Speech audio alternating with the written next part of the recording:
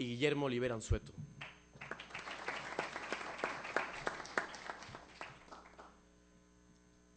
La mecánica de la conferencia será la siguiente. Vamos a, en principio, a leer los currículums de cada uno conforme vayan hablando. Ellos están acomodados por orden de abecedario, en el apellido. Y posteriormente ellos tendrán 20 minutos para tener su exposición, su ponencia. Y finalmente tendremos una hora con una sesión, con una ronda de preguntas. Esa mecánica será de la siguiente manera. Se le preguntará una pregunta a cada uno en cada ronda. Serán 3 rondas en total. Bueno, cabe destacar también que ya está el café afuera, llegó tarde, pero bueno, ya están las galletas y los cafés servidos para su comodidad. Y bueno, iniciemos. La masonería no se sabe de dónde viene. La masonería se define como una escuela que estudia la filosofía para conocer y practicar la virtud. Pero en realidad no se sabe de dónde viene, no se sabe su cuna. Unos dicen que inició en 1200 con Robert de Bruce, otros dicen que inició con Cristo, otros dicen que inició 3000 años antes de Cristo con los egipcios, otros dicen que 12.000 años antes de Cristo, como Platón. Incluso hay teorías que dicen que ni siquiera viene de este planeta, que es una cuestión extraterrestre, la parafernalia de la masonería. Y en esta ocasión invité a los 3 masones que yo más reconozco, que yo más admiro, que yo más estimo en este mundo, en esta hermandad, la hermandad más poderosa del mundo, y para que nos den un preámbulo, para que nos den realmente respuestas certeras, ya verán sus currículums, de qué es la masonería. ¿Por qué los presidentes del mundo son masones? ¿Por qué Einstein, Churchill, Lincoln, por qué fueron masones? ¿Qué tiene esta hermandad que encapsula a los grandes líderes, a los grandes iniciadores de revoluciones? ¿Qué tiene esta hermandad? Vamos a descubrirlo. ¿Es la masonería lo que forma el arte real de gobernar? ¿O es necesario estar en el gobierno para ser masón? Todas estas y más interrogantes van a ser respondidas a lo largo de la conferencia. Estoy seguro que los van a ilustrar con sus luces y conocimientos, y se van a enriquecer, se van a nutrir de conocimiento de esta esfera que no es muy bien conocida. Bien, empecemos. Jorge Alejandro Avilés Reyes. Él es licenciado en Derecho con especialización en Finanzas Públicas por la Universidad de México Americana del Golfo, la UMAG, siendo el primer lugar de la carrera con un promedio general de 9.02. Tiene reconocimientos por el programa Relieves de Radio Educación, por la Asociación Nacional de Locutores de México, AC, por la 11ª Conferencia de Grandes Logias, por la Suprema Gran Logia de Colombia, por la Fundación Liderazgo Hoy, por la Asociación Guerrerense de Profesionales y Técnicos, AC, por el Movimiento Social Progresista, por la Gran Logia de Chiapas en el Congreso Masónico Nacional e Internacional. Fue nombrado también huésped de honor por el Ayuntamiento de Guadalupe en Zacatecas. Acreditó una felicitación especial por el buen ejercicio de las funciones públicas y la calidad en la atención al público, designado por el Contralor General del Departamento del Distrito Federal. Tiene más de 10 cursos impartidos por el Centro de Capacitación Política del PRI. Entre los más destacados se encuentra el curso del Sistema Político Mexicano y de Contexto Internacional, Corrientes Ideológicas Contemporáneas y la Ideología de la Revolución Mexicana. Actualmente es el presidente de la Asociación Cultural Gran Logia Valle de México, AC. Es miembro honorario de la Gran Logia de Paraguay. Es miembro de la Legión de Honor Nacional de México. Es también el muy respetable Gran Maestro de la muy respetable Gran Logia del Valle de México. Alcanzó el grado 33 de la masonería del Supremo Consejo de México del Rito Escocés Antiguo y Aceptado para la jurisdicción masónica de los Estados Unidos Mexicanos. Les pido por favor un fuerte aplauso para recibir a uno de nuestros 3 invitados de honor, Jorge Alejandro Avilés Reyes.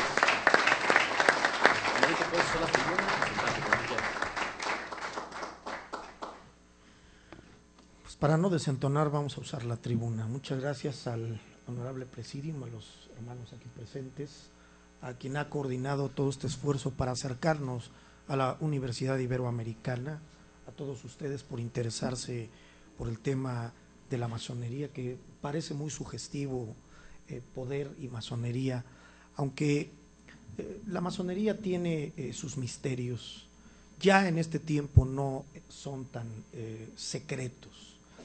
El origen propiamente de la masonería tiene dos vertientes, desde la perspectiva de México y desde la perspectiva internacional. Hay una ruptura entre dos instituciones claras, que son la masonería y la Iglesia Católica. Hablar de una ruptura no quiere decir que nosotros seamos antirreligiosos, ateos o este tipo de circunstancias. A nivel internacional hubo la purga de una orden que pertenecía a la Iglesia Católica y que la sostenía y le dio esplendor en muchos aspectos. En el aspecto de organización, de riqueza, de incluso que se comenta que esta orden traspasó los mares y llegó a América incluso antes que Cristóbal Colón, que las cartas de navegación que siguió Colón fueron las que legó esta orden, que es la orden del Temple o de los Caballeros Templarios. Su destrucción en 1300 y pico, no recuerdo todavía bien la fecha, marca un parteaguas importante para la existencia de la francmasonería. Es decir, la Iglesia Católica, un día en complicidad con la monarquía francesa, deciden destruir a la orden del Temple, y obviamente de ahí es donde se forma propiamente la masonería a nivel internacional. ¿Por qué se dice que no se tiene una ubicación clara de su existencia? Porque la masonería lo que contiene es un método de organización. Ese es el gran secreto de la institución, y este método permite desarrollarse a los conglomerados humanos de manera social, de manera política, de manera económica, etcétera. Por eso se habla de Egipto, por eso se habla de la parte de los hebreos, pero principalmente se amasa en el mito, en el caso del rito escocés antiguo y aceptado, que es el más practicado a nivel mundial, de la construcción del templo de Salomón. Estos dos antecedentes, Egipto y el reinado de Salomón, son los que realmente le dan un toque importante a la masonería. Existen en el mundo varios ritos. Los más reconocidos son el escocés, que acabo de mencionar, y el rito de York, ¿sí?, que obviamente complementa. Uno se regionaliza más, y el rito de York es más cosmopolita, es más internacional, por así señalarlo. En México la masonería tiene un nacimiento a través de extranjeros que vinieron aquí. Poinsett, un norteamericano, es quien más influye en la constitución de la masonería, pero ya existía masonería en la independencia. Hemos visto cartas patentes de grados filosóficos en donde pertenecían héroes de la independencia como Morelos, como Allende, como algunas de estas gentes, no todavía estructurados como masonería, pero ya empezaban a articularse en ese sentido. En México la masonería genera con su enseñanza a la generación más importante que ha tenido este país, que es la generación de la Reforma. Todos los que participaron en la construcción del México, del Estado mexicano, como lo conocemos actualmente, Juárez, Zarco, Ocampo, Iglesias, generales, Zaragoza, Mariano Escobedo, en fin, todos ellos pertenecían a logias masónicas, y esto está totalmente documentado. Es de ahí de donde se empieza a construir propiamente el Estado mexicano. Nosotros vemos cómo se reúne el Senado de la República. Hay una mesa, se usan malletes, se usa un orden para los debates, etcétera. Todo esto es una parafernalia que viene de los rituales masónicos. La Corte, la Suprema Corte de Justicia de la Nación usa birretes, también usa malletes, el presidente de la República usa banda, ¿sí? La diferencia es que le quitaron la simbología y pusieron la bandera nacional, pero toda esta parafernalia, toda esta métrica de orden viene y deriva de los rituales masónicos.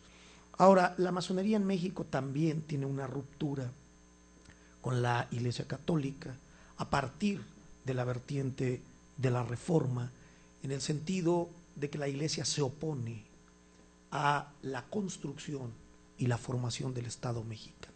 Obviamente se opone porque, bueno, hay un conflicto de intereses, a ellos les convenía más quedarse con el antiguo statu quo, por así decirlo, y obviamente viene el choque con Juárez. Pero la diferencia entre la Iglesia Católica y la visión de Juárez no tiene que ver con una dinámica teológica, sino tiene que ver más bien con cuestiones de hecho en el sentido de la formación del Estado mexicano. De ahí los presidentes de la República, muchos de ellos han pertenecido a la masonería. Tenemos los expedientes de muchos de ellos.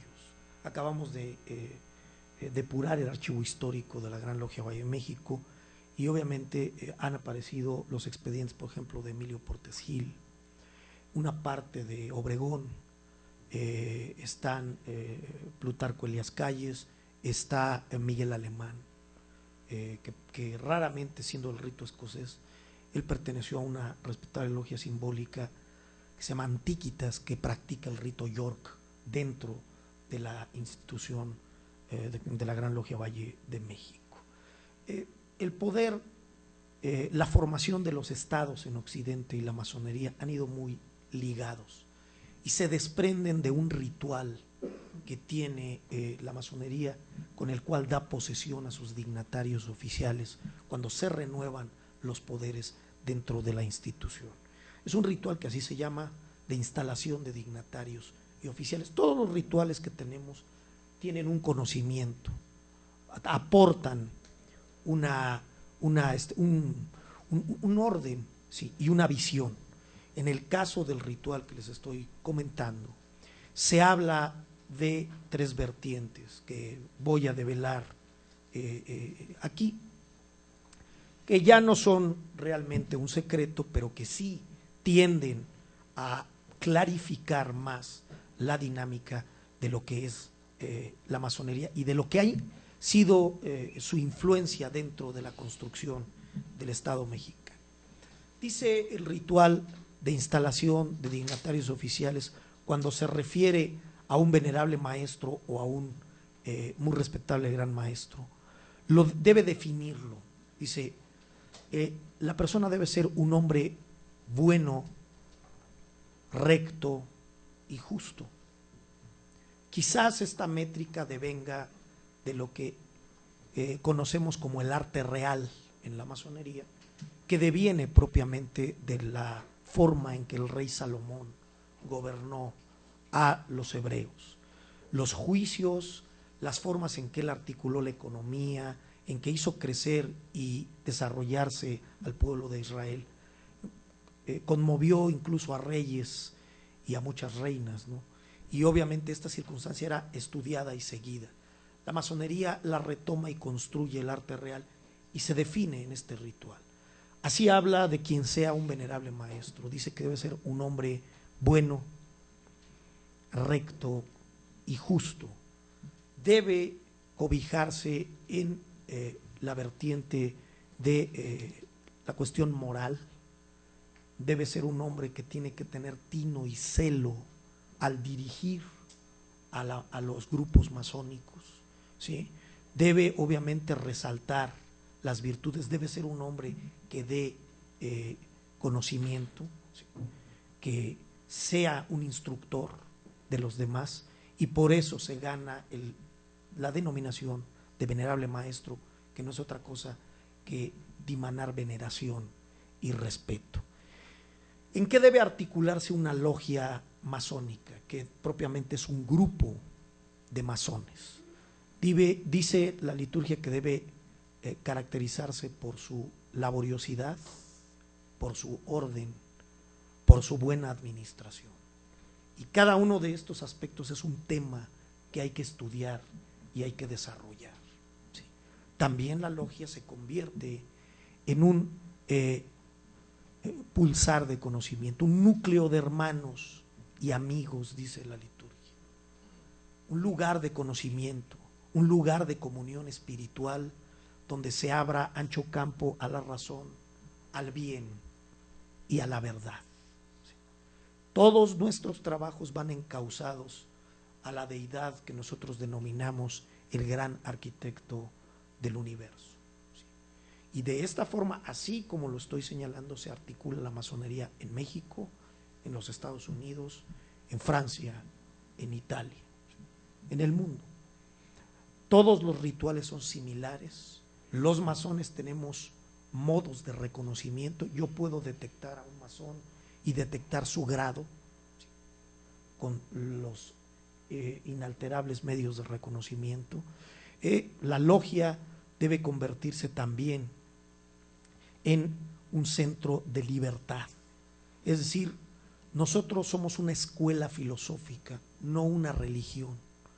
Una escuela filosófica porque nosotros pregonamos el libre pensamiento y los fenómenos científicos y metafísicos los observamos y los estudiamos desde la dinámica del libre pensamiento. En la masonería no está prohibido profesar una religión. Es mentira eso de que si tú eres católico, judío o eres del Islam, no puedes pertenecer. La masonería no tiene nada que ver con esas dinámicas. Sí tiene una vertiente de religiosidad. Este ritual que les señalo nos determina claramente las leyes que nos atan y nos obligan. Y obviamente identifica claramente los símbolos masónicos. Primero, la Constitución que tenemos en la Gran Logia es la ley que nos ata y nos obliga en nuestro desarrollo. También la Biblia, si ustedes ven, por ejemplo, en Estados Unidos, una práctica totalmente masónica es los juramentos que ellos hacen sobre la Biblia. Esto también es sacado de nuestra institución, ¿sí? Y también debemos de ver el compás, ¿sí?, que representa la continencia, la regla de 24 pulgadas que representa la moral que no podemos rebasar, ¿sí? En fin, toda una serie de símbolos en ese contexto. La masonería se divide en el rito escocés antiguo y aceptado en grados simbólicos, ¿sí?, que son los 3 primeros grados: aprendiz, compañero y maestro. Y después viene la masonería filosófica, que se divide en los grados 4 al 33, los cuales se estudian en bloque, ¿sí?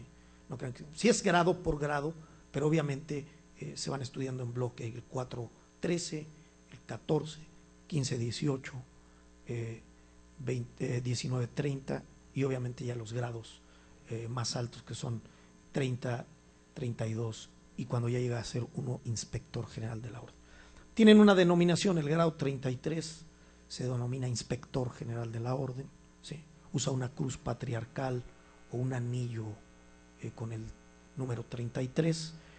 Vienen los príncipes del Real Secreto, que son los grados 32, los caballeros Kadosh, que son los grados 30. Después viene 30, obviamente abarcando 19-30. Hay varios grados ahí, varias denominaciones, pero estoy hablando de los generales, de los genéricos que ya tú dominas cuando te dan ese grado. Viene el grado 18, que es el grado místico de la Príncipe Rosacruz, donde convergen 2 órdenes iniciáticas, la masonería y la orden Rosacruz. Y después viene el grado 14, ilustre, perfecto, sublime masón, y el grado 4, que es el más bajo de filosóficos, que es el de maestro secreto. Todo esto articula una enseñanza política, una enseñanza económica y una enseñanza mística. La masonería por eso combina estas tres cuestiones. Nos han visitado de muchas escuelas, incluso de religiones, se han acercado a nosotros hasta los Krishnas, porque obviamente no poseen un método como el de la masonería. Les llama la atención articularse de una forma como la nuestra. Y obviamente, bueno, la masonería se debate en el método científico, hay muchos científicos con nosotros que pertenecieron a la institución, tanto en México como en el mundo. También hay místicos, ¿sí? Gentes que abrevaron conocimientos en ese sentido, que obviamente pueden ser muy cuestionables, pero que en la masonería no se les cierran las puertas. El masón debe ser un hombre entrenado para poder manejar cualquier tipo de fenómeno, sea derivado del método científico o que no sea o provenga de él.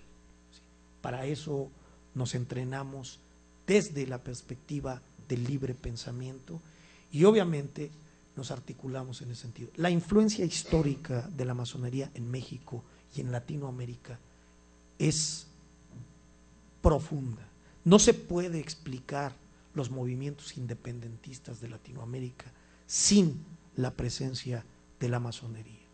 Masones latinoamericanos destacados como Juárez, como Martí, como Bolívar, como San Martín, ¿sí? Como el mismo Francisco de Miranda, obviamente es innegable, ¿no? Martí, por ejemplo, habla de la identidad latinoamericana. Es un masón destacado que obviamente aportó en el ensayo programático de nuestra América toda la vertiente masónica para generarle al país la disyuntiva de qué éramos nosotros después de la mezcla entre los españoles y los prehispánicos. Juárez obviamente maneja el ejemplo de la independencia, de la formación del Estado mexicano.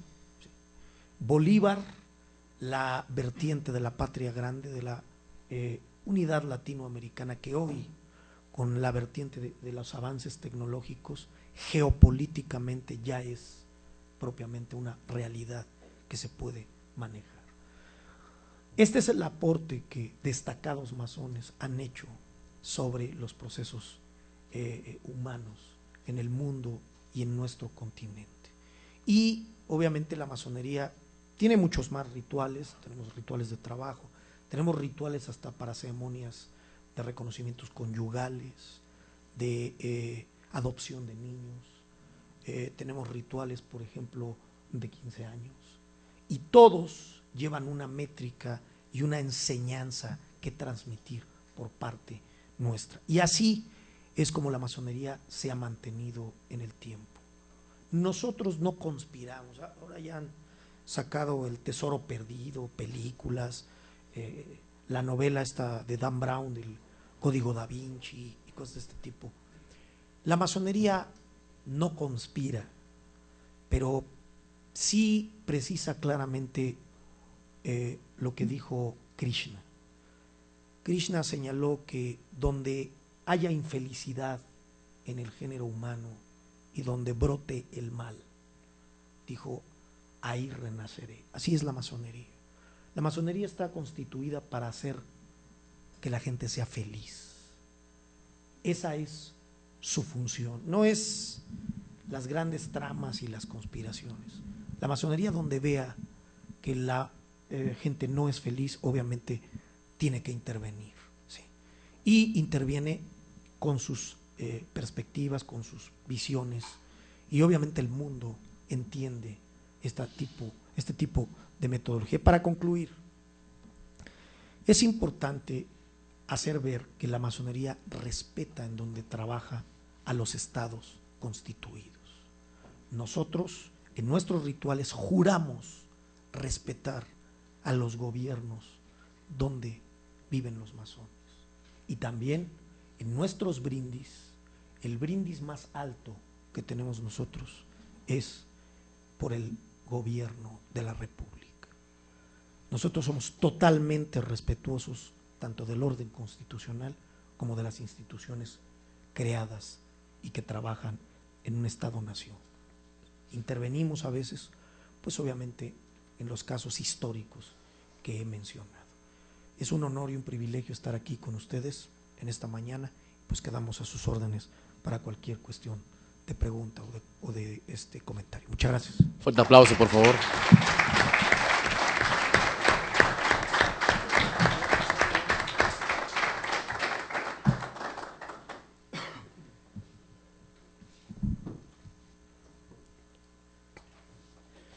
Tenemos 3 ponentes hoy de alta calidad. En serio, aprovechen mucho la luz que van a vertir hoy.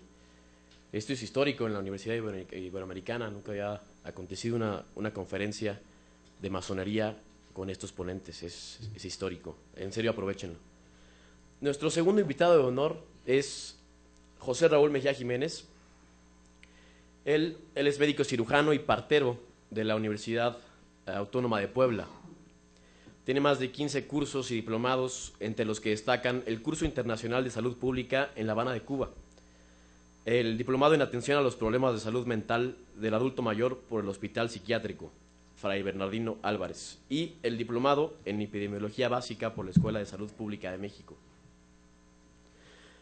Fue el director general del Centro de Asistencia e Integración Social del Gobierno del Distrito Federal en 2008.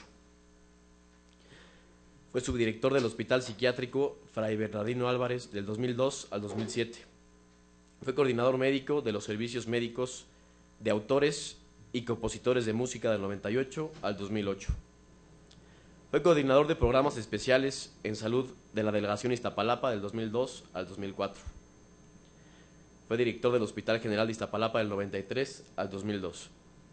Director del Centro de Salud Mixcoac de la Secretaría de Salubridad y Asistencia. Epidemiólogo en el Centro de Salud Eduardo Lisiaga en la Secretaría de Salubridad y Asistencia del 81 al 85. Director general de la Clínica Rural Héroes Carranza Hidalgo de la Secretaría de Salud.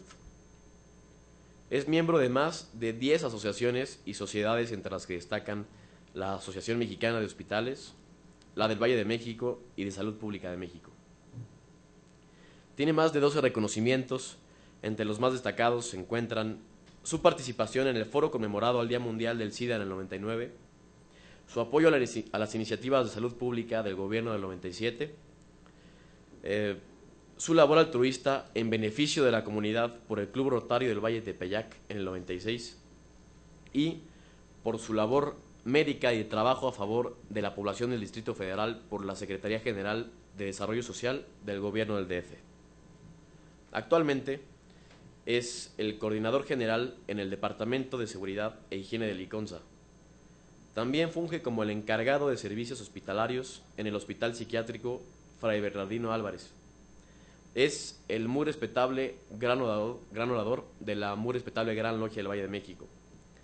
Alcanzó el grado 33 de la Masonería del Supremo Consejo de México del rito escocés antiguo y aceptado para la jurisdicción masónica de los Estados Unidos mexicanos en 1992.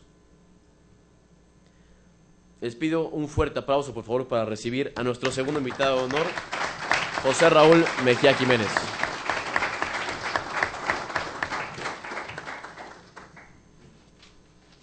Bien, pues buenos días por ese recibimiento.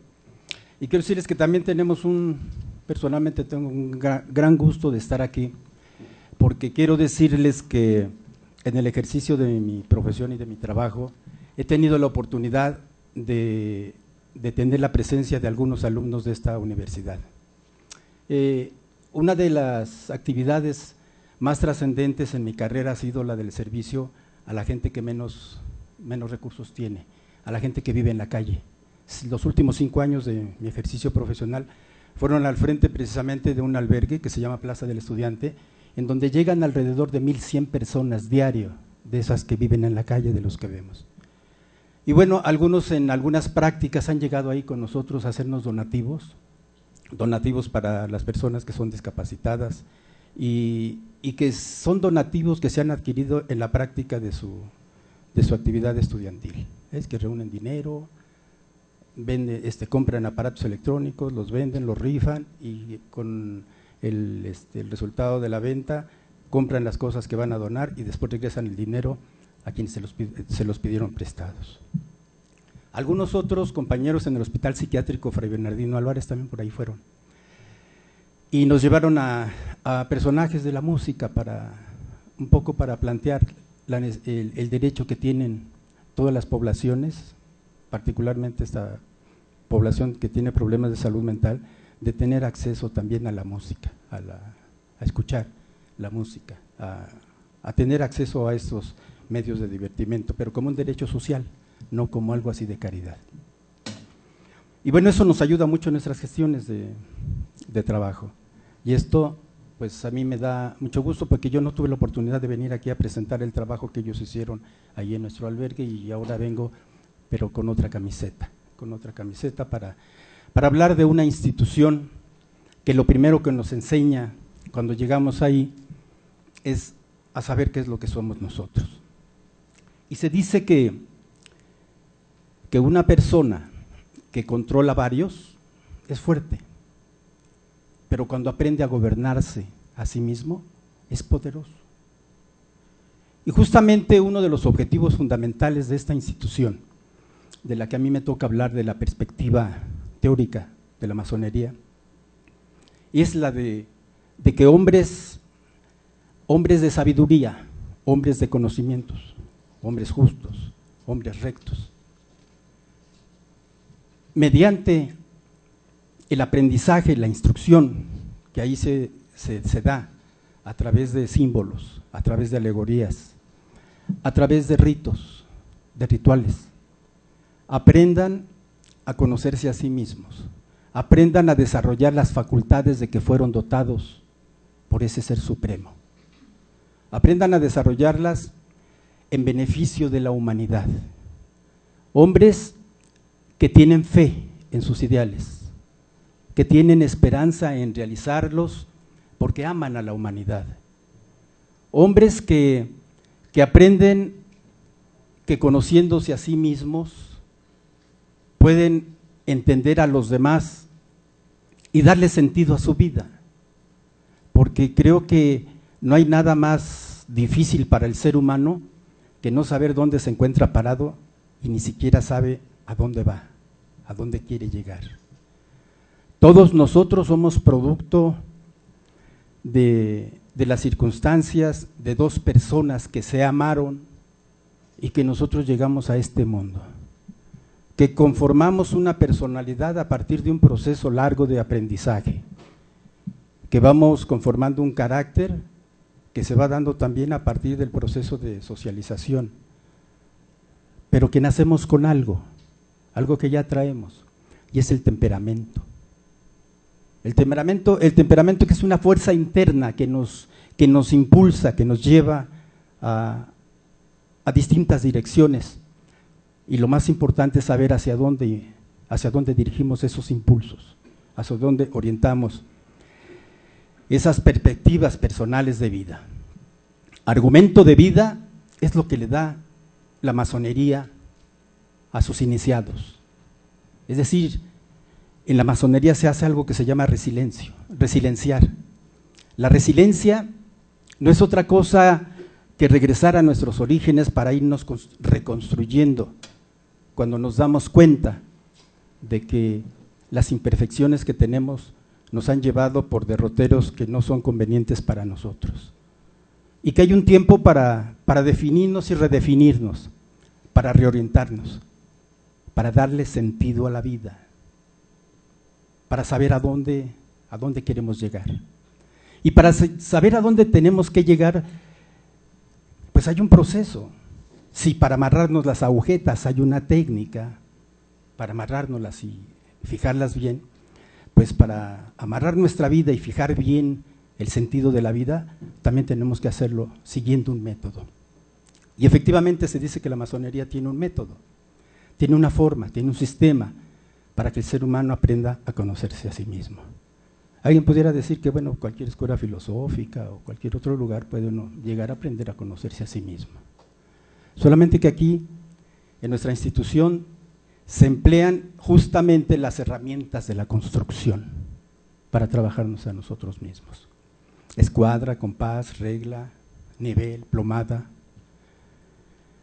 y otros elementos que nos rodean, que son los astros.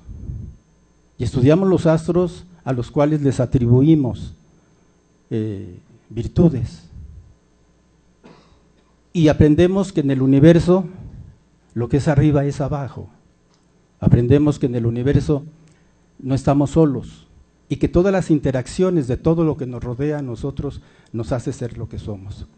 De tal manera que en esa perspectiva teórica, la masonería pretende transformar a quienes se inician de hombres solamente, como dice, que ya es mucho, que sean rectos, que sean justos y que sean buenos, convertirlos en personas que transformándose a sí mismos puedan transformar la sociedad en la que viven. Esta perspectiva parte de la misma definición de la masonería como tal. Es una institución iniciática, filosófica, progresiva, gradual y jerárquica. Es iniciática porque nos inicia a una nueva forma de vida, porque cuando se inicia a alguien en nuestra institución, va a pasar por una serie de procesos en su iniciación. Hay un ceremonial en el que lo que se busca es que se entienda y se comprenda, que se vaya transformando en la medida que van pasando cada prueba que se le está haciendo. Y se va cambiando, va modificándose. Y esa modificación que se pretende que se alcance va a ser a través precisamente de lo que decía yo, ¿no? Es de símbolos.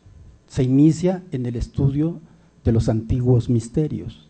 Ustedes saben que en la antigüedad el conocimiento se velaba a través de símbolos para que no llegaran al conocimiento de personas perversas que hicieran mal uso de la sabiduría y del conocimiento. Es como el átomo para la paz o el átomo para la guerra. Igual el conocimiento es para destruir o es para construir.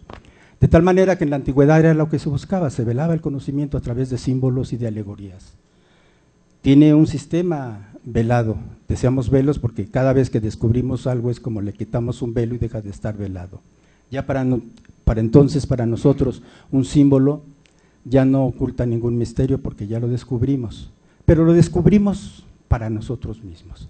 De tal manera que en ese sentido es iniciática la institución. Y es filosófica porque nos lleva al estudio de todas las ciencias, las artes, la cultura.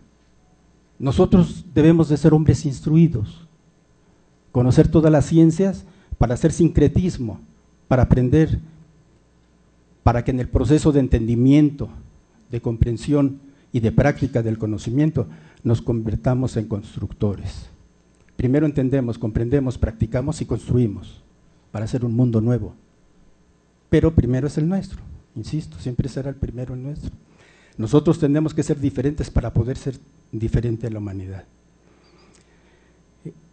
Y así es que nosotros no nos casamos como institución con políticas, con corrientes ideológicas, ¿no? Las estudiamos todas, las aprendemos, tomamos lo mejores de ellos. Se decía de la Biblia, pues la Biblia para nosotros es un libro de moral. No la estudiamos, no la discutimos, no la analizamos, solamente es un símbolo y representa la moral con la que debemos actuar en todo lo que nosotros hagamos, en la ciencia, en el arte, la cultura y la política. De tal manera que en ese sentido del estudio, que es filosófica, por necesidad cualquier iniciado llega a progresar, porque es el mejor donde quiera que se encuentra. Es una persona brillante, no brillosa, brillante porque tiene luz propia. El que es brilloso está reflejando solo la luz de otros. Y se convierte en un hombre de talento, y el hombre de talento es aquel que orienta a los demás cuando se encuentran perdidos. ¿Por qué? Porque también en su sistema gradual se aprende a desarrollar nuestros 5 sentidos, en todo, ahora sí que en todos los sentidos. Aprendemos que no es lo mismo ver que observar, que no es lo mismo oír que escuchar, que no es lo mismo oler que olfatear, que no es lo mismo probar que degustar, y que no es lo mismo palpar que tocar. Al desarrollarse los 5 sentidos, bien conectados con nuestras funciones cerebrales superiores, aprendemos a ver lo que otros no ven, y no estamos esquizofrénicos, Aprendemos a ver lo que otros no ven. Aprendemos a entender al otro en lo que no nos dice, pero que apreciamos a partir de su lenguaje corporal, de sus gestos, de sus miradas. Aprendemos a entender al otro porque nos hemos desarrollado esas facultades de las que fuimos dotados. Esas y otras, desde luego. Entonces es así la masonería, y es también, y desea que es progresiva. Cualquiera que se inicie en nuestra augusta institución y que sigue a pie juntillas, de manera correcta, las enseñanzas de la orden, por necesidad, debe de progresar donde quiera que se encuentre. Debe ser director del lugar donde trabaja, debe de ser el que gobierne el sitio donde vive, debe de ser el que conduzca hacia buen oriente a todos los que le rodean. Y es jerárquica. La masonería aprende a respetar la estructura de donde quiera que se encuentra. Decía el licenciado Jorge Avilés que nosotros respetamos el gobierno del país en donde vivimos y sus leyes.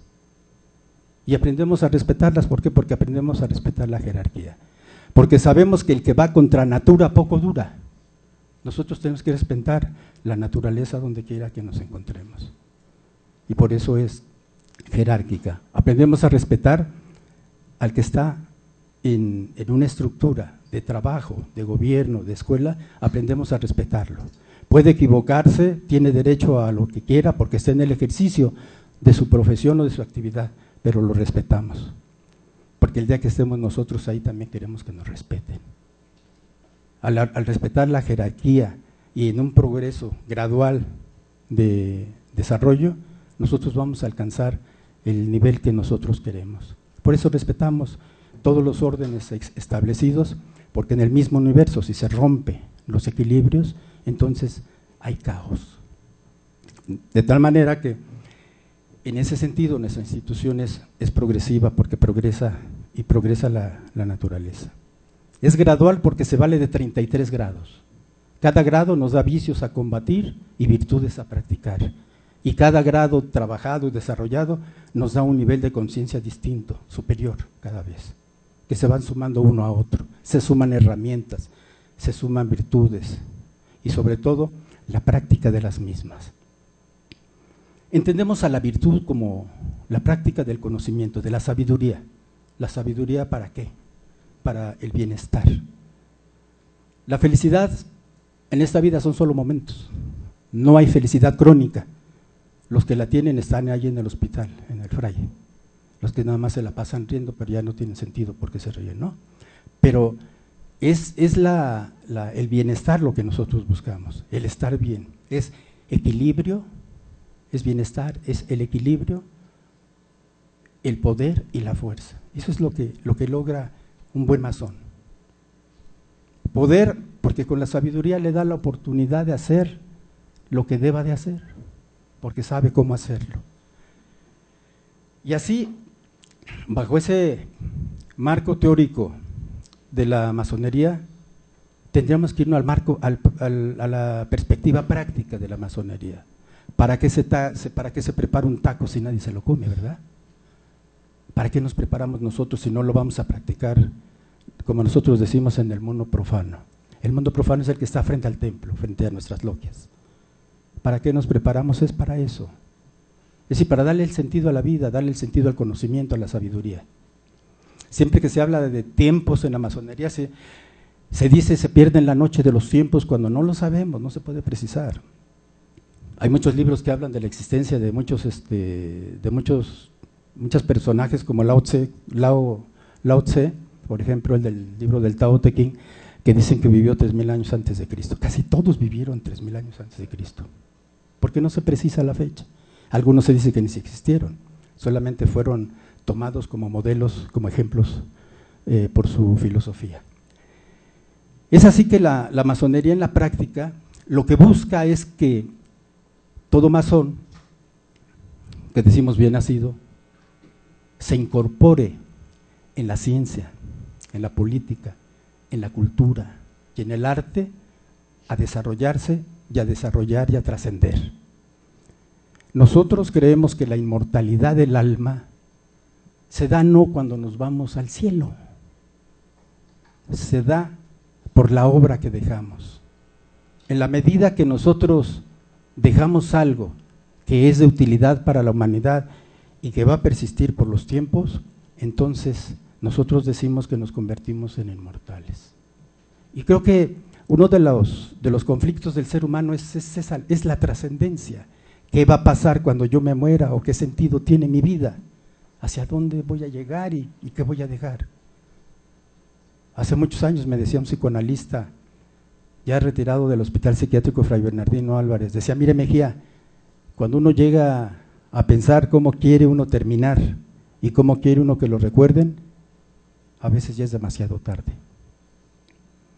De tal manera que sirva para ustedes este manejo de esta temática de lo que es la masonería, poder y política, como crearles una inquietud, despertarles algún interés, no necesariamente porque ingresen a la masonería, sino un interés por ser útiles a su país, por ser útiles a este pueblo donde hay tanta gente tan pobre, en donde no hay justicia social para todos, en donde no hay oportunidades para todos, en donde no todos tienen oportunidad de estar en una escuela como esta, pero que tienen derecho a la igualdad, de ser tratados como iguales, en el marco del ejercicio de un gobierno que busque y que tenga como propósito fundamental el desarrollar una economía, desarrollar la educación, la salud y el bienestar general para satisfacer las necesidades siempre crecientes de la población, de todos. Y desde luego que si biológicamente somos distintos, somos diferentes, tenemos cualidades distintas, solamente yo les diría, como les decía muchas veces a las personas con las que trabajaban en el albergue, solamente necesitamos tener la oportunidad de desarrollar las facultades de que fuimos dotados. A fin de cuentas, hay distintos niveles de aprendizaje también, hay distinto nivel de calidad humana y a fin de cuentas seremos lo que tenemos que ser. Pero la institución masónica sí tiene en su perspectiva práctica el que todo miembro de la institución sepa ser un reflejo fiel de lo que es la institución, su filosofía, sus principios, sus valores, porque aspiramos a que la libertad, la igualdad y la justicia social sean una forma de vida de los mexicanos y de todo el mundo, no solamente un discurso político. Muchas gracias.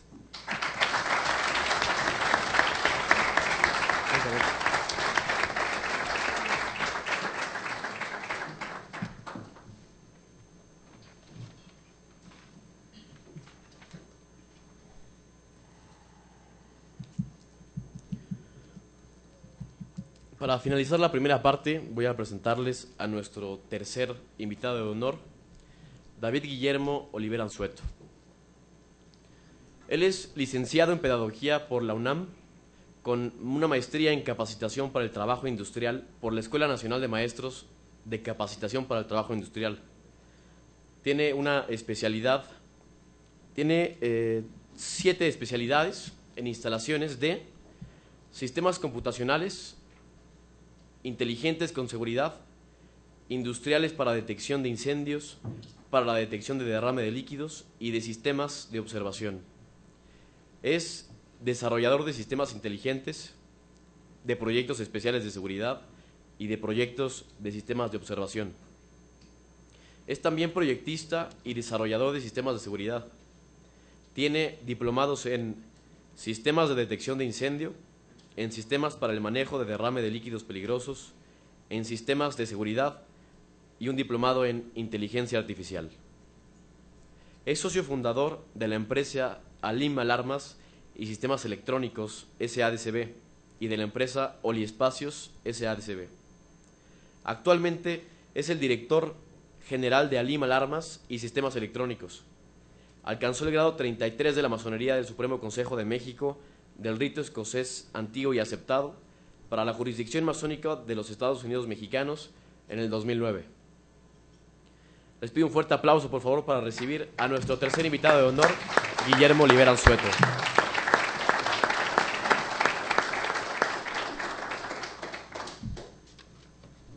Muchas gracias, buenos días. Agradezco esta oportunidad. No tengo mucha práctica en el manejo de público, de gente, pero quiero decirles que es otra de las virtudes de la masonería, nos permite desarrollarnos en cualquier ámbito, en cualquier momento. A mí me tocó desarrollar el tema de la perspectiva que tiene la masonería, la magia y el esoterismo. En estos ámbitos es muy fácil que nosotros nos perdamos pensando que la magia pues es aquel que puede de un sombrero sacar un conejo o hacer que algún fenómeno sobrenatural pues suceda, ¿no? Nosotros partimos de otros principios que son más apegados al conocimiento científico, en donde efectivamente la magia es posible. Y la magia entendida como el poder a través del conocimiento verdadero. Nosotros partimos del principio que el primer problema ontológico del ser humano es ser feliz. Sí, efectivamente. La búsqueda de nuestro quehacer cotidiano es mi felicidad. Pero aquí el ser humano se enfrenta a una disyuntiva difícil. Primero, ¿cómo defino qué es felicidad? ¿Cuál es la felicidad para mí? Y bueno, ustedes son estudiantes universitarios. Seguramente ya se enfrentaron a este fenómeno, porque en definitiva somos hombres determinados social y biológicamente. Nosotros nacemos con una determinación, tanto social como biológica. Y por lo tanto, nacemos con una idea no propia de lo que es la felicidad. ¿Cómo romper con estos paradigmas? ¿Cómo hacer que el pensamiento de felicidad sea el mío, el que yo proclamo? Miren ustedes, si partimos del principio de que nada se crea ni se destruye, de que solo se transforma, nosotros podríamos afirmar que todos los elementos que nos constituyen hoy ya estaban cuando se inició todo. Nada se crea ni se destruye. Entonces yo ya estaba, entonces soy un ente milenario, un ente que ha trascendido en el universo, igual que ustedes. Esto como una primera premisa. Esta premisa me lleva a entender que hay un carácter hereditario en las cosas. Por lo tanto, la información genética del universo está contenida también en mí. Vamos, una gota de agua es océano, por pequeña que sea. Y nada escapa al conjunto universo, ¿no? Soy parte del universo.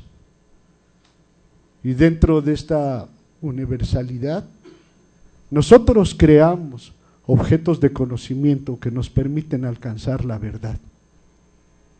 Y por lo tanto nos convertimos en seres libres.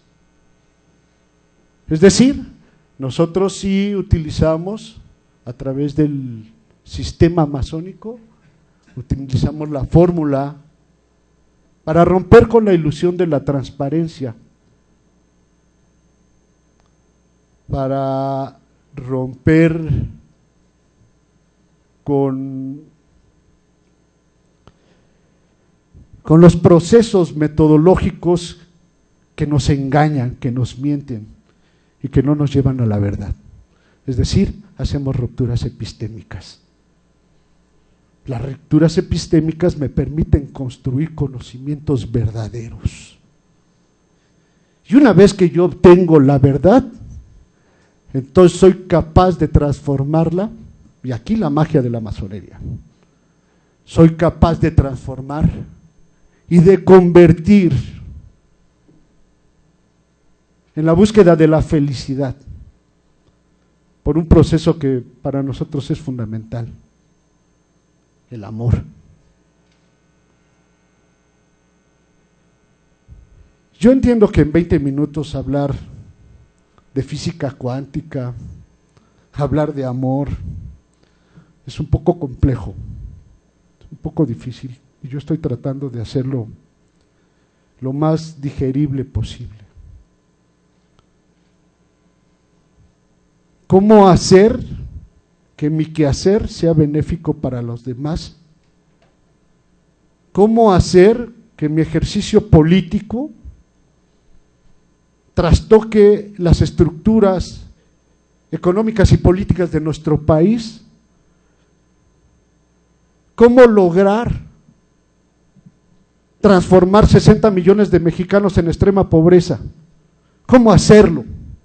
Este es un trabajo de ustedes, de los intelectuales, en donde es necesario que ustedes rompan con el papel de seguir difundiendo la ideología de una clase que muy probablemente no sea la nuestra. Ahí está Gramsci, ¿no? Y el papel de los intelectuales. ¿Cómo le hago, pues? ¿Cómo me enfrento a este mundo sin tener magia, sin tener poder? Bueno, la fórmula no la establece únicamente la masonería, este solo es un sistema de conocimiento, un sistema que cumple con los renglones necesarios. Es un mito y que tiene un rito. O sea, el mito es el conocimiento primario y el rito es la representación de este conocimiento, ¿no? Y la masonería es eso. Pero un método que me permite llegar a simplificar la conciencia en sí, la conciencia para sí del objeto de estudio. Y en el carácter histórico obtengo la verdad. La hago mía, la proceso. Y créanme, jóvenes, ustedes que son estudiantes de la ciencia política, créanme, en el momento en que ustedes logran conocer la verdad histórica, por supuesto, de los fenómenos sociales, ustedes son capaces de transformarlos. Y la masonería nos brinda un camino, una forma. ¿Cuál es la perspectiva en el tiempo? Digo, hay dos formas de ver los fenómenos, ¿no? La perspectiva caballera y el isométrico. Se da en arquitectura mucho eso, cómo se mueven los objetos en el espacio. Aquí nosotros tenemos la oportunidad de en el futuro ver a la masonería como eso, como el medio que nos permite sí transformar, sí modificar, a veces mágicamente. ¿Y por qué digo mágicamente? De verdad, no porque sea un afán de charlatanería, sino porque lo que parece complejo, lo que parece inalcanzable, lo logramos tocar. Para esto, jóvenes, el mago, en el ejercicio del magisterio, debe de estar debidamente preparado. Pero también aquel que ose ver la magia debe tener esa preparación. Si no, no es posible, no se da. Miren, en la Capilla Sixtina, por ejemplo, Miguel Ángel, un hombre que no era solo un pintor, necesitaba otro tipo de conocimientos porque la cúpula es efectivamente cupular. Y él pintó en frescos. Un fresco es pintar primero con carbón y después aplicar yeso y a un fresco pintar. Y fíjense que ustedes parados desde cualquier perspectiva pueden dominar al Dios, pero no observan que su brazo es desproporcional a su cuerpo, no tiene ninguna proporción, es eminentemente largo, pero por la formación cupular lo vemos perfectamente acorde con el resto del cuerpo. Esto para nosotros es la magia. Esto para nosotros pues es lo que nos sublima, ¿no? Y la sublimación entendida como el paso de un sólido a un gaseoso sin pasar por líquido, ¿no? O sea, esa es la sublimación. Que también es mágico y que todavía podemos maravillarlo al verlo, ¿no? Nos maravillamos al verlo porque tenemos el conocimiento de que no es tan simple pasar de un estado sólido a un gaseoso sin pasar por el líquido. Esto es lo que nos permite la masonería, el sistema de la masonería. ¿Que cuál es la perspectiva? Hoy muchos jóvenes siguen asistiendo, siguen iniciándose en este rito. Un rito solar, fálico, solo para hombres, desgraciadamente. Por su carácter viene del racionalismo, ¿no? Entonces, si ustedes han estudiado por ahí esta teoría, ¿no? Esta postura filosófica que funcionó por ahí de los siglos XIX, principio XX. Que ¿por qué respetamos a los gobiernos en donde nos movemos? Bueno, porque los gobiernos los hacemos nosotros. Efectivamente, nosotros nos gobernamos a nosotros mismos a través de un conocimiento verdadero y por ende, en un país donde 6 de cada 10 mexicanos pues tiene, o más claramente tenemos creo que el tercer año de primaria, ¿no? En promedio, pues es fácil que aquel que medianamente ha estudiado y se ha preparado, pues conduzca y dirija, ¿no? Esa es la realidad de nuestro país, el país en el que vivimos. Yo espero que les hayan surgido muchas dudas, espero que no pregunten mucho porque son difíciles las preguntas, pero ojalá que esto, pues cuando menos les dé una perspectiva tal vez muy vaga de lo que es la masonería. La masonería es una forma de vida. La masonería, bueno, en mi caso personal yo podría decir Guillermo Olivier antes de ser masón y Guillermo Olivier después de ser masón, así como que hubo un parteaguas, ¿no? Eso es lo que ha posibilitado. Muchas gracias, Sí.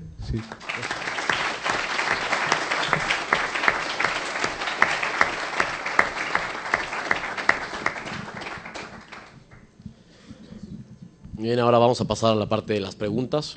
Una para cada uno y después nuevamente una nueva serie de preguntas. Finalmente una tercera. ¿Quién se anima a hacer la primera pregunta?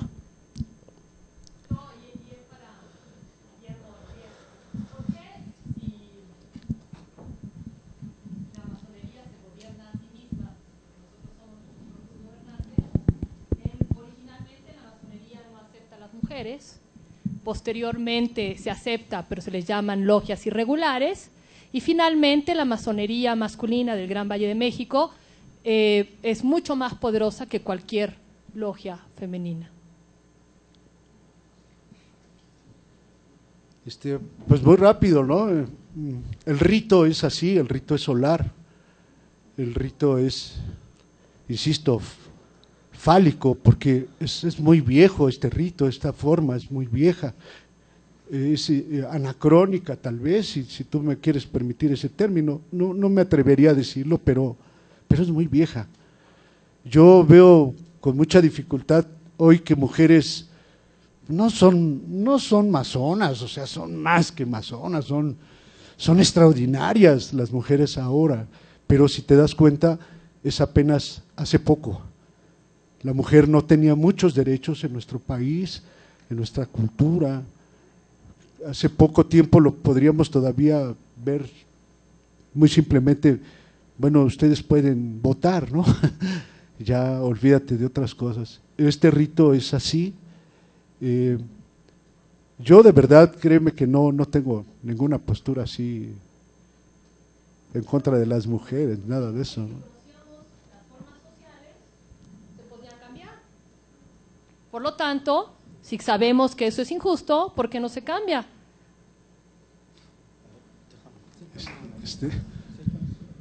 Mire, en cuanto a la pregunta que le hace al maestro, la masonería tiene, y les voy a develar, unos ordenamientos que se llaman los landmarks o antiguos límites. Son una contradicción dentro de la masonería. Son dogmas, cuando el masón no debe tener dogmas, ¿sí? Hay que hablarlo claro porque si no, no estructura. Ustedes vienen a aprender masonería y nosotros les vamos a abrir la masonería.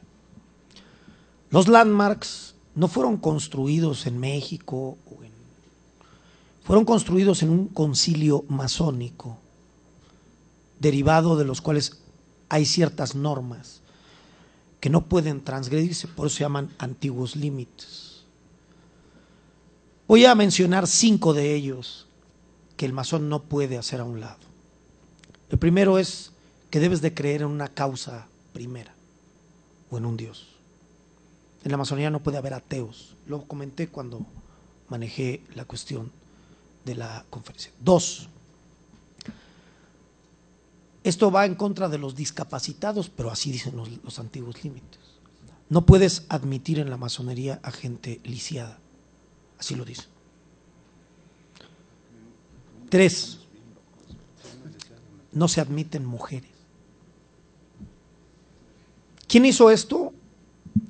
No lo hizo Raúl Mejía o Jorge Avilés, pero hay una cosa. Nosotros hemos fomentado en la Gran Logia Valle de México una relación estrecha con la Gran Logia Unida Alma Mexicana. Las mujeres están presentes en casi todos los eventos masónicos que tenemos. Tienen un espacio político, hablan en los mítines sagrados de la masonería que son el 21 de marzo y el 18 de julio, los dos relativos al natalicio y al aniversario luctuoso de Juárez. De igual a igual con nosotros. Si la Gran Logia Valle de México o cualquier otra del rito escocés antiguo y aceptado reconoce a la mujer, la consecuencia es que la Gran Logia Madre del mundo, que es la Gran Logia de Inglaterra, automáticamente te desconoce. Esto ha sido un motivo de debate en diferentes congresos, porque obviamente la perspectiva de la mujer en el siglo XXI es muy distinta a la que tenía en el siglo XIX, en el siglo XVIII, en la Edad Media o más atrás. Sí. Y esta circunstancia obviamente es inherente a la perspectiva en la forma en que se ha articulado la masonería. Por eso es que no es que la Gran Logia Valle de México esté en contra de las mujeres o no las admita o no las reconozca. Por ejemplo, y con esto concluyo, tenemos grupos de jóvenes. Hay una asociación de jóvenes Esperanza de la Fraternidad que se llama los AJEF o el ajefismo. En la Gran Logia Valle de México es mixto. Hay presencia de mujeres dentro de la masonería. Trabajan en nuestros mismos templos y las jóvenes AJEF se desarrollan de manera igual que los jóvenes AJEF.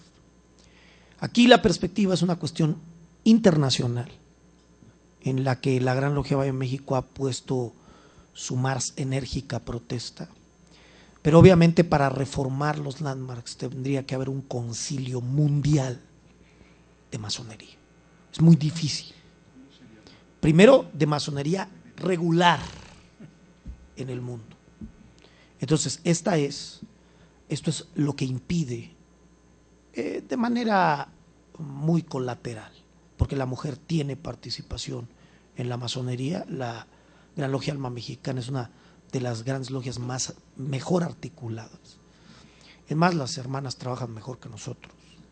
hay que señalarlo. Y y bueno, la perspectiva es en ese contexto, pero es debido a los antiguos límites esa problemática. ¿Sale? ¿Ya no? ¿Se arrepintió? Ya lo contestó. Muy bien, adelante. Esto que hablan de la transformación de la realidad mediante un conocimiento verdadero a través de ritos, suena más bien como hechicería. ¿Qué nos pueden decir de eso? Sí, es que sí suena a hechicería, la verdad, ¿no? Pero no porque solo utilizamos los conocimientos científicos, sino a través de ritos, sino a través de un sistema, por no llamarle método. El método es mucho más complejo. O sea, el método no es tan simple como decir, tengo el método para hacer esto. No. El método requiere de toda una formación dentro de la teoría del conocimiento. Por ello, yo digo que la masonería es un sistema de aprendizaje. Y el sistema no está basado únicamente, el sistema está basado más bien en el apropiarse del símbolo. Esto de apropiarse del símbolo es descubrir de cada objeto de conocimiento la conciencia en sí y para sí del objeto. Esto es un poco el ser y el deber ser. Allí es donde nosotros logramos transformar. Una vez que tú sabes, mira, si tú sabes manejar, eres capaz de tomar las llaves del coche de tu papá, subirte a él y chocarlo, no, y manejarlo, porque te da el poder, el conocimiento te da el poder. Y por eso transformamos, por eso cambia, por el conocimiento. Pero no es hechicería, es un conocimiento científico. Nosotros nos basamos en la ciencia, en el conocimiento verdadero. Destruimos los paradigmas de la mentira. Puedo poner un ejemplo. Fíjate bien, todos los hombres a través de la historia han muerto. Podríamos decir que el hombre es mortal. Lo establecemos y entonces, como yo soy hombre, soy un mortal. ¿Este es un conocimiento verdadero o falso?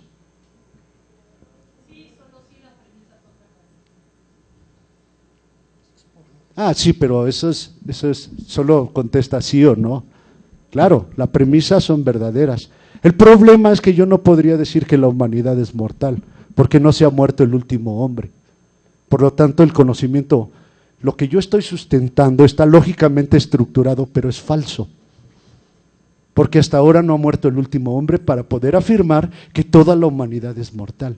Este es el proceso como nosotros pensamos. Así intentamos, esto es algo muy simple, ¿no? Así intentamos redescubrir, leer entre líneas. Ayer o antier se presentó la reforma económica y parecía que, hasta los de izquierda aplaudieron, vaya, hasta que nos hicieron justicia. Esperen, todavía no conocemos toda la verdad, hay que estudiarla a profundidad. Eso es lo que hacemos los masones. No nos vamos con la primera impresión, y esto es romper con la ilusión de la transparencia, tener un cuidado lógico y lexicológico del lenguaje para encontrar los conocimientos de verdad. Este es el método, esta es la forma.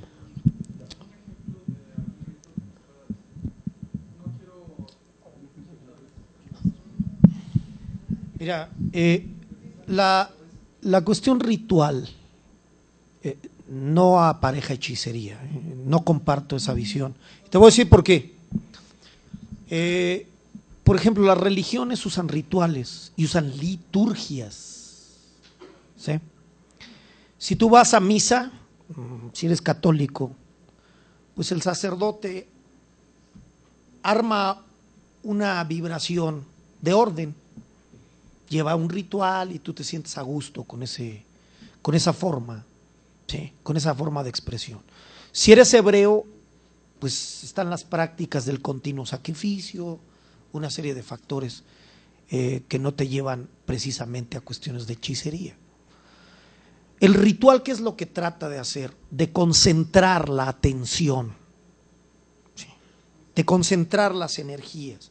Lo que estamos haciendo aquí es una práctica parecida a un ritual.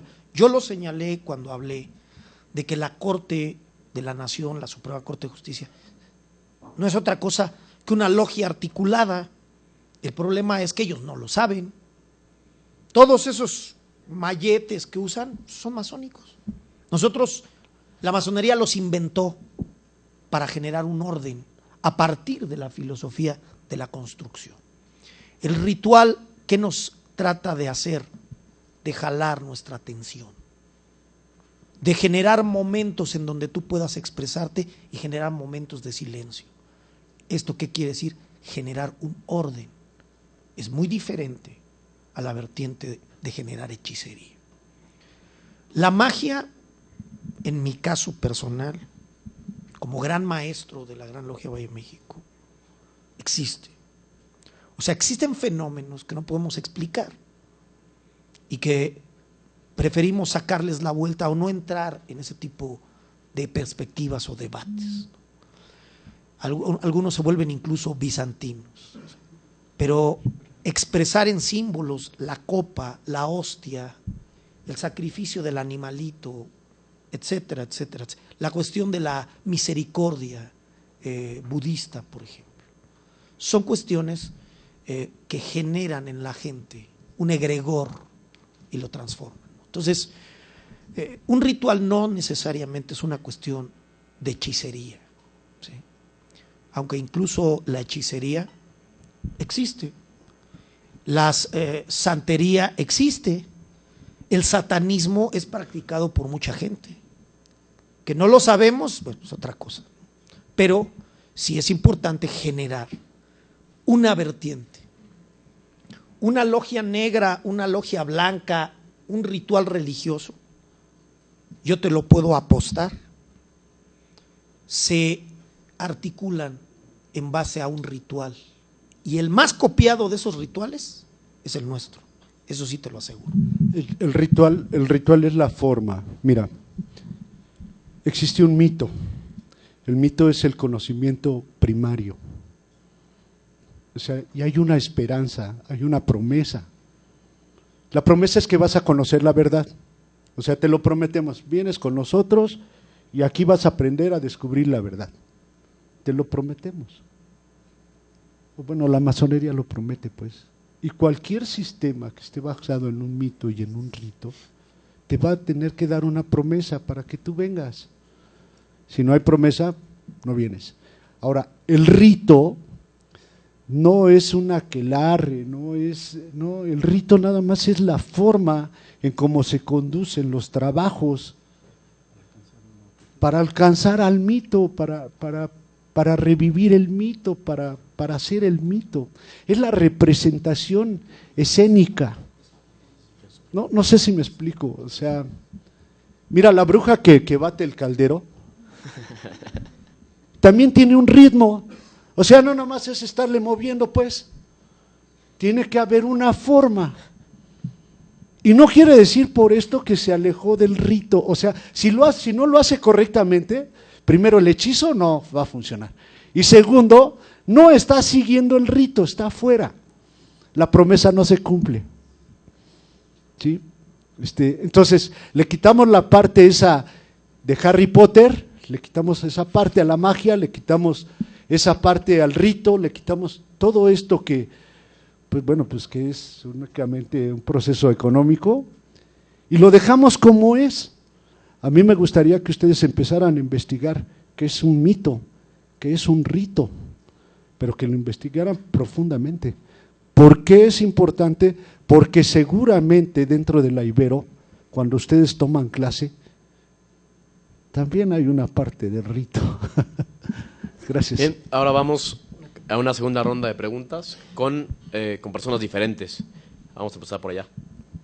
En base al conocimiento, justicia y poder, y sobre todo la sabiduría, ¿cómo no verse cegados ante el velo que dice del hacer cosas malas que parezcan buenas? ¿Cómo no verse cegados ante, ok, voy a hacer esto porque es bueno, pero al final es algo malo? ¿Cómo el conocimiento y la sabiduría ayudan en eso para ustedes? Bien, decíamos que, y quiero partir del lema que tienen aquí de la verdad os hará libres, pues ahí radica todo. Es decir, la verdad no es otra cosa que el conocimiento de las cosas en tiempo y forma, ¿no?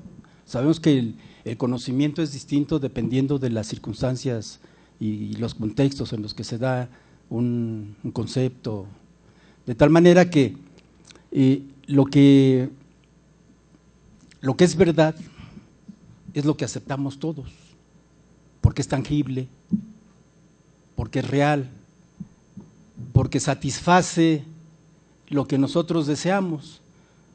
En cada religión, cada quien está satisfecho porque cree, porque tiene una fe, independientemente de que se le diga que dogmática, es una fe, es en lo que creen.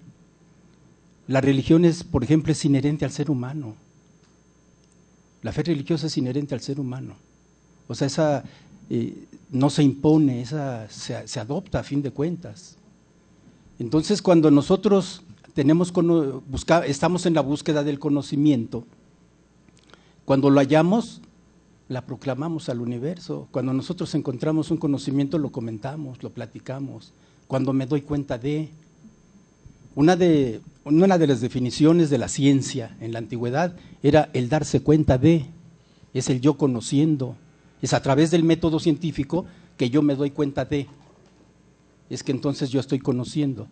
Y entonces cuando alguien me habla para convencerme de algo, pues lo paso por un proceso que también es importante del que hablemos aquí, son procesos mentales. Nosotros somos seres que tenemos funciones cerebrales superiores, tenemos juicio, razón, pensamiento, sensopercepción, y hay que desarrollarlos también. O sea, no se trata solamente de leer por leer o por leer a la gente, sino es cómo en mi memoria se procesan a través del juicio y de la razón. Es decir, cómo ocupo yo mis funciones cerebrales en la búsqueda del conocimiento, ¿sí? Es decir, se dice que yo debo de tener cuidado con lo que hablo, si antes no lo paso por el área del juicio. Y el juicio pues está en función de la memoria, y la memoria, ¿qué es lo que tiene? Pues lo que haya leído, lo que conozca, lo que sepa. Nosotros debemos de ser o somos lo que conocemos, somos lo que hemos leído. O sea, la instrucción que nosotros recibimos está en función de sacar de dentro. Educación proviene de dice Edu Scherez, ¿no? Sacar de dentro. Cuando nosotros estamos aprendiendo, estamos sacando de dentro, estamos procesando. Hay una ecuación mental en el proceso de las ideas. Es algo que también el ser humano tiene que trabajar. Al trabajarse a sí mismo, tiene que entender y comprender cuáles son las facultades que tiene, cuáles son como dice, nuestros dones. Todos somos buenos para algo. En algo somos muy buenos, nadie nos gana. Y no hemos estudiado para eso, pero lo traemos. Entonces, ¿cómo encontrarnos en nosotros mismos y sacar de dentro, a través de ese proceso de conocimientos y de entendimiento, y sobre todo con el ejercicio de la razón, para que no me engañen? La verdad, dice, nos hará libres. ¿Libres de qué? Nos hace libres de la ignorancia, ¿sí? La verdadera libertad está en el conocimiento, y en la medida que tenemos más conocimiento somos más libres, pero mejor si somos más útiles a la humanidad, porque decía, pues ¿para qué nos preparamos si no vamos a dar ese conocimiento? A mí me preocupa un poco que un estudiante de ciencia política hable de bueno y malo. Debemos entender que el concepto de bueno y malo fue creado y sirve para controlar, y sirve para dirigir, sirve para subyugar, sirve para esclavizar.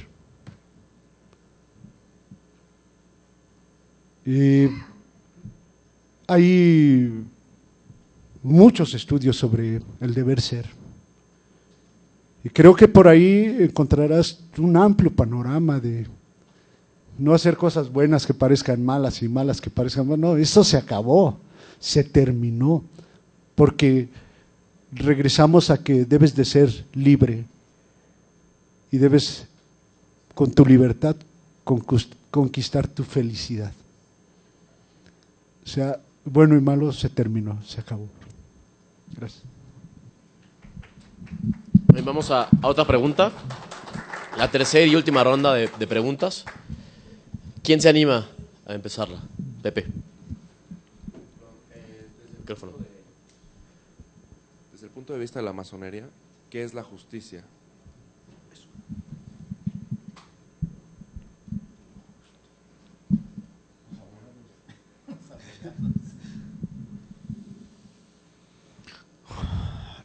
En la masonería hay una regla importante que automáticamente apareja la justicia, ¿sí?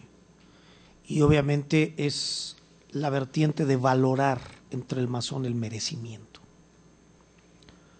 Lo que tú conquistas por tu esfuerzo y por tu conocimiento te debe ser reconocido por los otros masones. En la masonería primero te dan el grado y luego lo conquistas.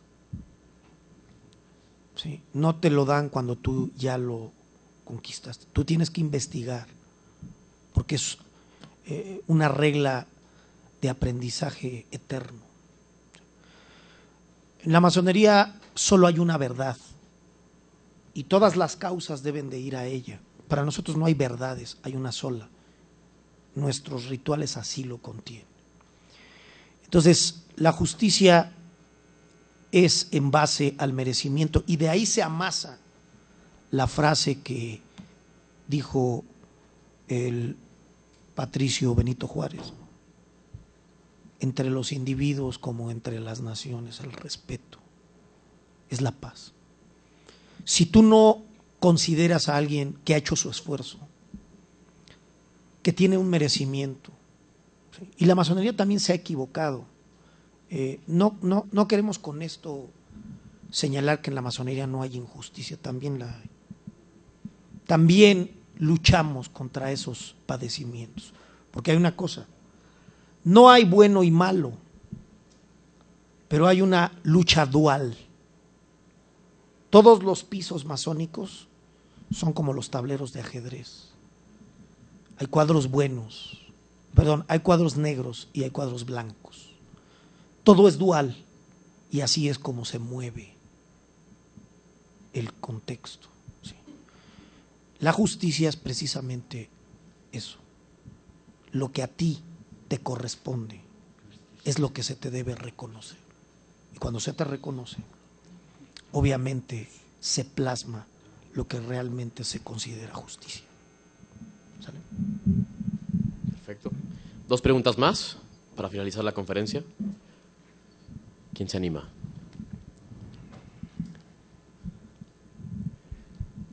Epistemia, lo que se sabe o lo que de alguna manera sabe lo que se está haciendo, y el que solamente tiene boca y habla, es decir, el que sabe y el que no sabe.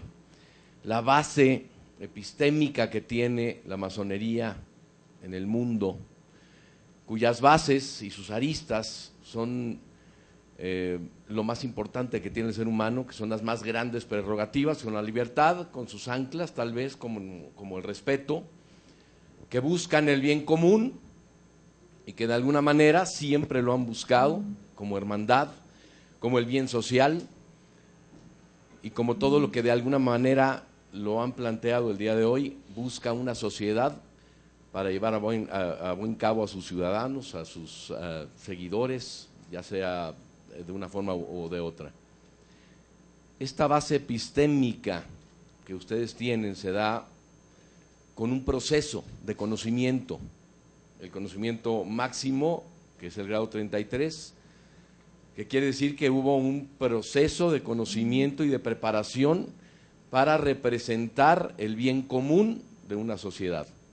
Mi pregunta es, ¿por qué la masonería o por qué siento que la masonería, que tiene tanto que aportar a la sociedad, no se ha manifestado de forma política ante las necesidades que ustedes plantean, pueden ser resueltas por la sociedad? Gran maestro. La posición política de la masonería solo puede ser dada por un gran maestro. Nosotros, la masonería internacional y la masonería mexicana, construimos la división de poderes, el sistema federal, el presidencialismo, las garantías individuales. Todos los que las diseñaron fueron masones, todos.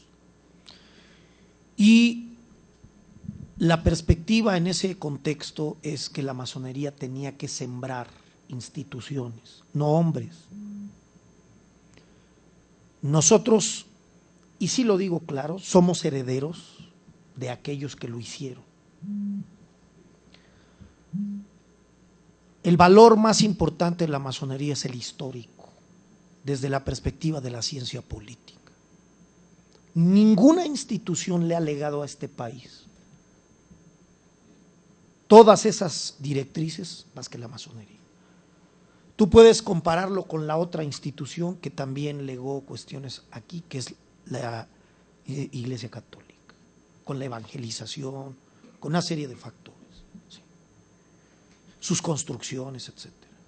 Es muy profundo el legado que la masonería le ha dado a este país. El problema es que el país, en la forma en que ha sido dirigido, no ha ido conforme a los lineamientos de estas grandes ideas. La revolución, a partir de 1988, fue traicionada totalmente. Y te lo digo claro. Sí, el gobierno que asumió el control, no nada más reformó muchas cosas, sino creó un nuevo sistema político y le dio al traste con el sistema político anterior. No podemos explicarnos ahora la correlación de fuerzas y los equilibrios económicos sin las privatizaciones que existieron. Quiero ser claro, ¿eh? Por eso es que la masonería está fuera, por ser tan clara. Pero ahí se articularon los nuevos equilibrios del poder. ¿Sí? Y en este momento vivimos con un presidente y con un Plutarco Elías Calles, medio orejón y pelón. Él cree que a todo el mundo lo ha engañado y que vivimos en democracia. Pero eso no es cierto. Ahora, más aún, vimos la fórmula de la alternancia. Caso insólito, los que nunca defendieron el sistema federal, el presidencialismo, las garantías individuales, los que se opusieron a que existiera el Estado mexicano, ya gobernaron 12 años este país. Y todos ustedes, si son estudiosos de la ciencia política, saben sus resultados. Un verdadero desastre. Esa es la disyuntiva. Si no vemos estadísticamente, y quiero ser muy claro, los sexenios de Echeverría y López Portillo invirtieron más y fueron más soberanos que todos los que le siguieron. Es más, hoy nos está dando miedo, ¿sí?, manejar a Pemex como se nos antoje. No hay una cuestión de visión soberana, figura creada por masones, la de la soberanía. Entonces, en esa perspectiva, nosotros vemos que el país no tiene realmente un rumbo y un destino geoestratégico y geopolítico. La decisión de la reforma petrolera debe tomarse en la perspectiva más profunda de la visión geopolítica, de lo que más le conviene a este país. Sí. Y si, ¿cómo se llama? Petrobras hicieron alianzas con otros. A mí que me digan cuánto cuesta la infraestructura para explorar el Golfo. Y entonces vemos si nos alcanza o no nos alcanza. Eso es lo que no se ha debatido. ¿Cuánto cuesta? Te hablan de mucho dinero y que el país… Yo oí a Peña Nieto en un discurso, decía, yo prefiero hacer carreteras que refinerías.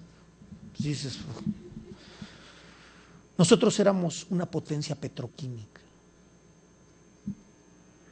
Se fue al traste. Nos es más cómodo importarlo todo que realmente pensar como Rudolf Kejelen, aquel geopolítico que hablaba de la autarquía, que es la doctrina que sigue Estados Unidos. No hemos aprendido de nuestros vecinos. Sí. Esa perspectiva. No se trata aquí de volvernos comunistas o de volvernos Norcorea. Se trata de tener un ejército digno, un gobierno digno y una iniciativa privada pujante y visionaria. Y esto es lo que no hemos podido construir. Todo el mundo te habla de la honorabilidad empresarial y demás. Todos los patrimonios que hay a nivel empresarial se han construido desde el Estado. El que tú me digas, Televisa la construyeron desde el Estado. Sí. Que no se quieran hablar las verdades es otra cosa. Hay otro debate. El debate de la realidad. El sindicato y con esto concluyo, porque este tema da para mucho. Le pusiste ahora sí la cereza del pastel. El consomé a la perspectiva. La masonería no es culpable del desastre que tiene el país. Y te voy a decir por qué. Porque a nosotros nunca nos han llamado para nada. Y nosotros también hacemos nuestro punto y aparte cuando vamos a un evento gubernamental. Yo fui a los eventos de Calderón a Palacio Nacional. Nos ponían en un lugar donde decía masonería, todo masonería, donde te sentabas, hablaban y nos volteaban a ver, porque eran los únicos que obviamente no saben, no pueden convencer. Entonces, desde esa directriz vemos la lucha sindical de los maestros. A lo mejor la reforma tiene cierta parte de razón, porque también a la burocracia se le dieron muchas prerrogativas, meter parientes, no dar perfil, no dar una serie de cuestiones que hoy requiere el Estado. Pero su lucha es totalmente legítima y además la han sabido llevar, porque han paralizado este país. Eso es lo que debe hacer un sindicato. Un sindicato no está para transformar la patria, pero sí para defender sus prerrogativas laborales. Y creo que ellos, a pesar de que nos han hecho gastar inmensidad en combustible por los congestionamientos y demás, han hecho su trabajo. A México es un país quizás que le da miedo ser soberano. Y lo que se necesita ahora ya no son el sistema federal, la división de poderes. Ahora lo que necesitamos son líderes. Videgaray es un líder. Peña Nieto es líder. Salinas sí es líder. Entonces, toda esta perspectiva se tiene que debatir. Y hay una cosa, sea en las universidades públicas o en las privadas, el contexto de patriotismo, el contexto de soberanía es el mismo para todos. ¿Sí? ¿Por qué? Porque si este país quiebra, quebramos todos, no unos u otros. Meter a este país en una guerra civil sería muy difícil de apagar en el contexto.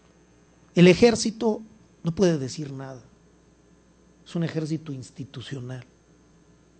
Patriota, me consta que todos los militares ven esa perspectiva, pero el problema es que ellos no pueden hacer nada. O esto cambia desde, y con esto concluyo, el factor de las elecciones tan amañado que se tiene. O sea, tiene que llegar alguien y conquistarlo. O simple y sencillamente no va a haber un cambio y una transformación en el mediano plazo. La reforma petrolera ya la tienen decidida. Y ahora hasta dicen que desde la perspectiva del general Cárdenas, pues si el general Cárdenas ni siquiera sabía lo que iba a crecer Pemex, ahí había un conflicto de la guerra mundial, era otro contexto, era otra visión.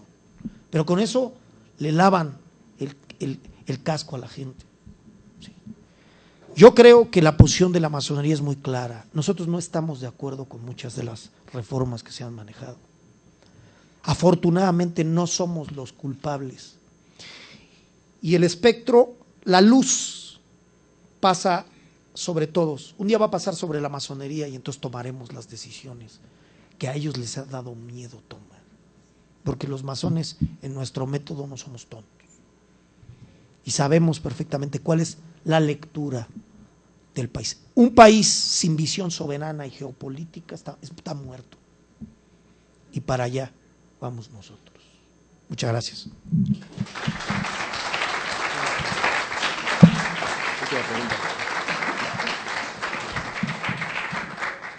Faltan 10 minutos, vamos con la última pregunta. Son, digamos, una pregunta en 3 partes. La primera es, ¿cuántos presidentes de México han pertenecido a la masonería? ¿Y la segunda? La segunda es, si tantos presidentes han pertenecido a la masonería y usted dice o argumenta que pues no es su responsabilidad que el país esté como esté, me pregunto qué responsabilidad sí asumen debido a que la mayor parte de los presidentes de México han sido pertenecientes a su grupo. Y la tercera pregunta es si tienen algún tipo de mecanismo dentro de la logia, digamos, para expulsar o para, digamos, ser coercitivos respecto a malos actos de gobierno o hay responsabilidades o negligencias en la administración pública. Bueno, yo empezaría por puntualizar qué estamos haciendo, estamos trabajando.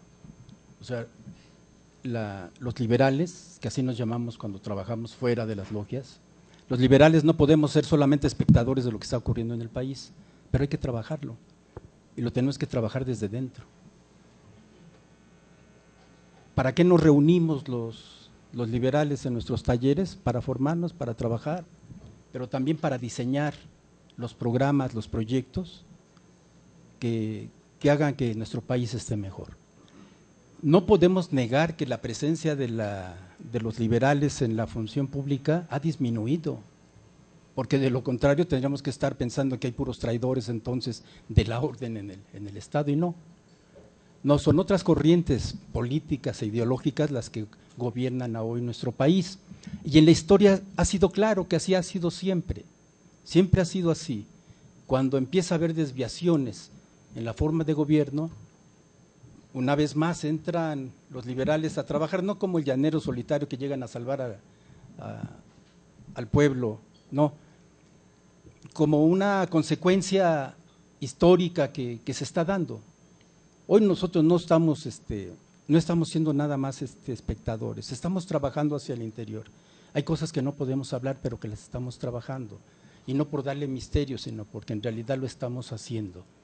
La masonería tiene gremios, y esos gremios están trabajando ya, y en su momento tendrán que darse. Toda crisis trae una lisis, y en esa crisis estamos trabajando. Dicen que lo que es afuera es como lo que es adentro, y una de las tesis fundamentales es el orden en el caos, y hay que poner orden en el caos, y se va a dar, ya lo verán ustedes. Es cuestión de tiempo, y el tiempo no es antes de que nos convirtamos en inmortales. Yo quisiera abordar el tema desde otra perspectiva. Alguna vez en la revista Siempre, la directora actual se preguntaba, ¿y dónde están los hijos de la viuda? ¿No? Esta es una referencia a la masonería, por supuesto. Dentro del rito, nosotros somos los hijos de la viuda. Y efectivamente, yo me lo pregunto muy a menudo, créanmelo. A cualquier ser humano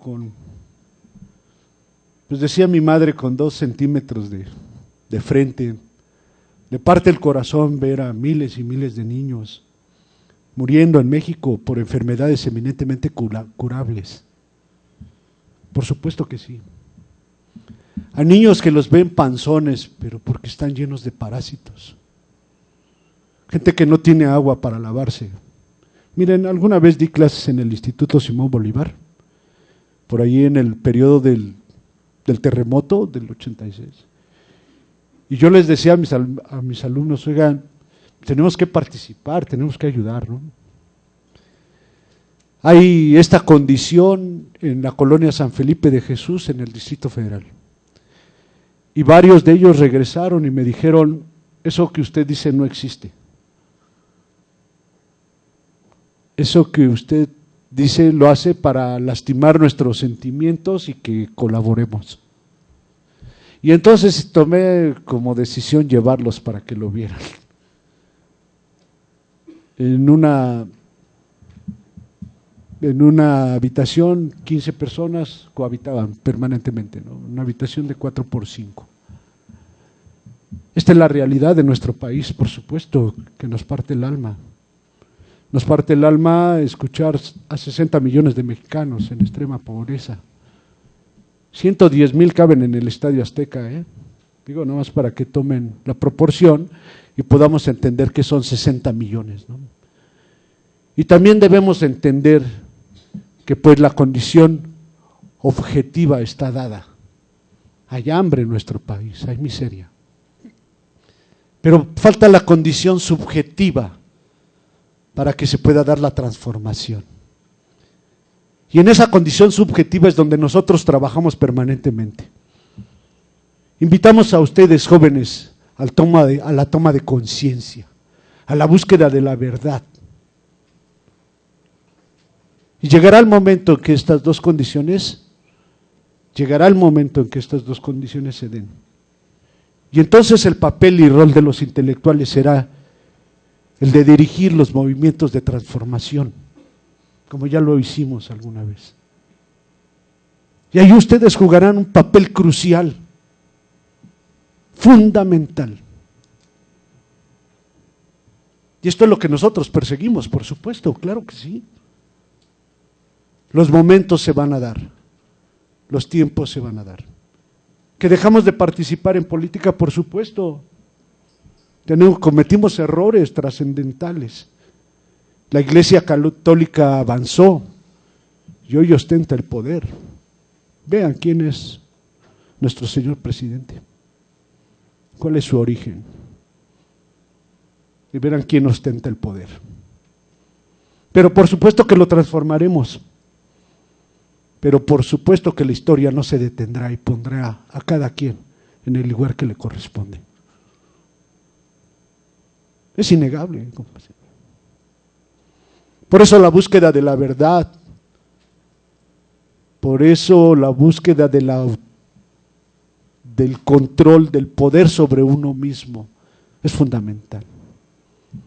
Miren ustedes, hablando otra vez de magia, ¿no sería bueno que pudiéramos controlar o tuviéramos el poder de controlar todos nuestros procesos glandulares? Parar nuestra ira, poder controlar nuestras pasiones. Por supuesto. Y esta es una parte de la búsqueda de la masonería. Yo os agradezco mucho la oportunidad, creo que ya terminamos, ¿verdad? Pero bueno, le corresponde a él terminar. Muchas gracias. Permítaseme abusar, quiero hacer otra pregunta rápida. Si alguno de nosotros ha quedado interesado en conocer la verdad a través de la masonería, ¿cuáles son los mecanismos o qué alternativas tenemos para acercarnos a una logia? ¿Quién de ustedes apadrinaría a quién y cómo funciona? No, miren, para ser masón hay que estar convencido. Pero desde un encuentro como este académico, nosotros hemos traído la posibilidad de expresarles cuál es la visión y el sentir de la institución masónica. Necesitamos volver al cauce de la verdadera moral, de los convencionalismos sociales que realmente distinguen y enaltecen. Este es uno de ellos. Mientras no volvamos a esto y seamos sinceros, no podremos transformar nuestra propia realidad. Pero La masonería tiene una página de internet, teclean en Google Gran Logia Valle de México y ahí nos van a conocer a todos. ¿Sí? Ahí están los métodos y mecanismos para poder acercarse a nosotros. Nos gustaría incluso que algún día un grupo como ustedes nos visite por allá. Nosotros tenemos un auditorio y continuar una segunda ronda ahora en el terreno nuestro para que podamos enseñarles lo que somos y lo que hacemos. Y obviamente estaríamos muy encantados de recibirles por ahí. Y nos da mucho gusto estar aquí con ustedes. La Gran Logia Valle de México, a través del De la Voz, les expresa que estamos muy complacidos. Nos da gusto ver que la Universidad Iberoamericana construye también conciencias importantes. Nos han gustado sus preguntas, sus perspectivas, algunas duras, otras tranquilas, como debe ser el mundo académico. Muchas gracias y estamos a sus órdenes en la página internet.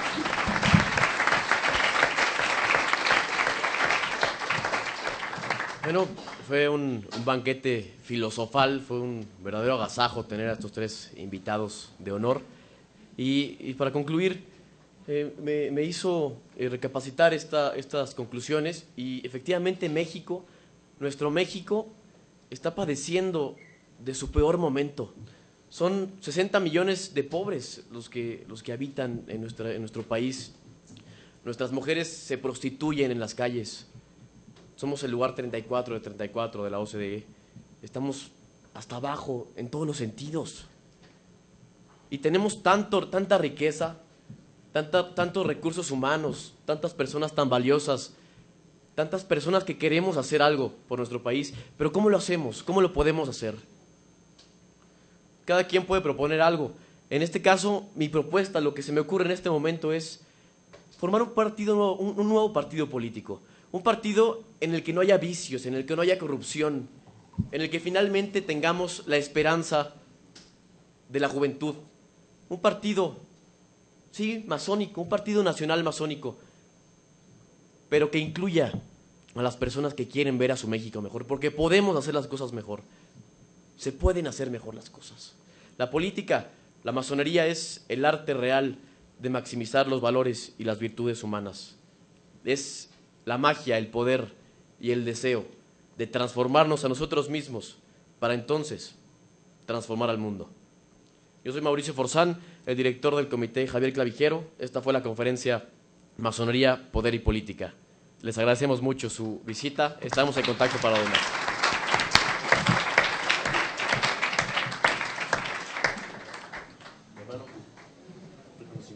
Muchas gracias, sí, muy amable. Muchas gracias. Estamos ahí ya. Seguro. Llévatelos para allá. Gracias.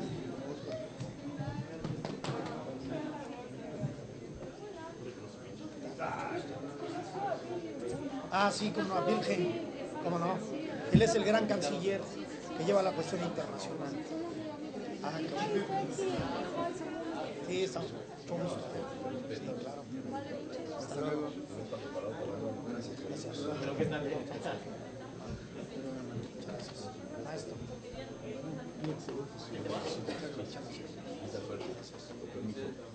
¿Qué se viene? Gracias. Gracias. Muchas gracias.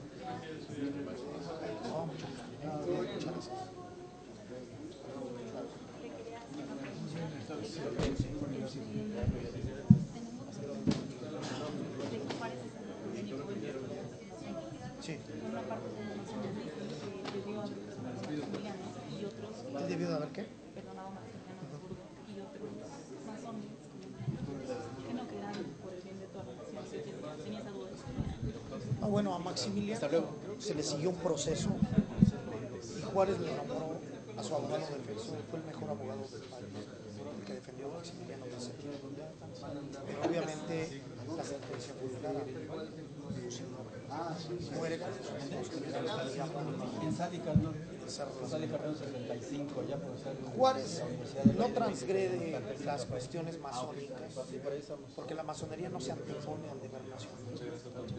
Y obviamente él estaba como un masón. Y además Juárez obedecía a la masonería norteamericana, no a la de la masonería. Ese es el secreto. No, Juárez, o sea, fue financiado por Estados Unidos, una parte.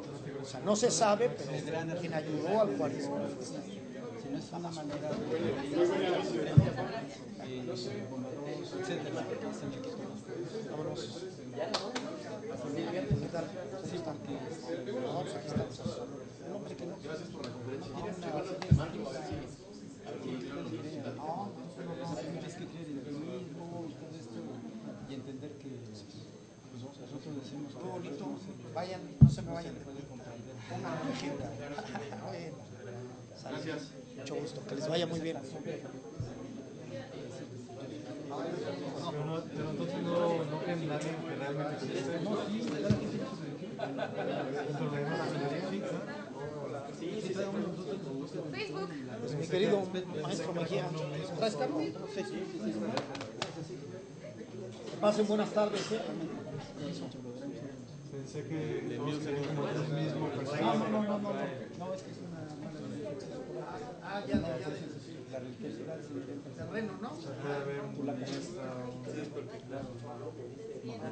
lo que sea. Sí.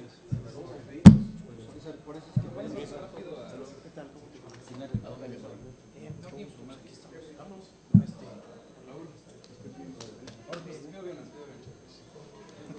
Aplaudieron. Se acabó lo del bien y el mal desde la civilización. Está bien, ¿eh? Ese es lo más importante. No, igual. Muy buena conferencia, ¿no? Sí, si quieres quedarte, comemos. Órale, platicamos después. Había visión desde hace tiempo y yo lo agendé. Sí, qué bueno. Estamos los que tenemos que hacer. Vamos. Vamos, papá, nos acompañamos. Hermano, que está muy bien. No, por favor. ¿Qué manda?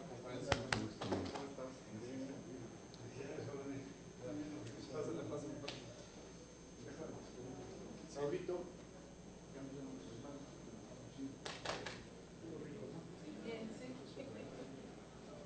Pues iban.